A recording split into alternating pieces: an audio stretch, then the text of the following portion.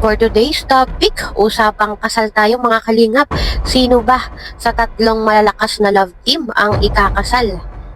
Maya-maya lang ay ating tatalakayin, pero bago po ang lahat, kung bago ka pa lang sa aking munting YouTube channel, please subscribe, like, share, and comment.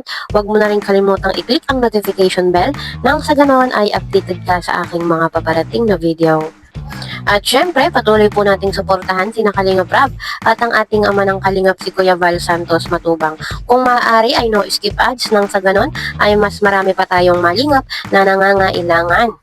At konting paunawa, kung maaari ay tapusin po muna ang kabuoang video, nang sa ganon ay akma ang ating mga komento. So yun nga po mga kalingap, at talagang mainit-init pa. Hanggang ngayon ay trending pa itong usapang pagbubukod or paghihiwalay or hihiwalay na itong Rochelle kay na Kuya Val. So kung ano man po yung kanilang mga desisyon or pasya ay sa kanila na po yun, po, at sila naman po ay magkakamag-anak. Pare-pareho naman silang matubang. At sana ay maayos na yung mga issue-issue, yung mga ganyang gulo. At alam naman nating lahat na sila ay nasa puso talaga yung paglingap, at nakikita naman natin yung kanilang mga pagtulong. At para sa akin, ito lang naman po ay aking opinion. Maganda naman po yung hindi tayo nagkakalayo-layo. Kung baga po ay kung ano yung grupo ni Kuya Val, ay doon po tayo, wag na po tayong lumayo. Kung ano po yung layunin ng kalingap, ayun lang po, dapat po tayo ay iisang goal, iisa ang layunin.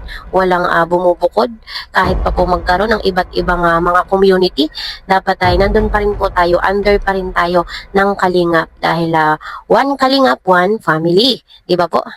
At yun nga po, doon sa last live ni Kalingap Rab, nabanggit niya na hindi naman daw niya pinagbabawalan kahit ang EDC, Danjoy, or Jomcar, kung ano yung mga gustong gawin, nakakapagsulo pa rin naman daw po sila kung ano yung mga gusto nilang gawin.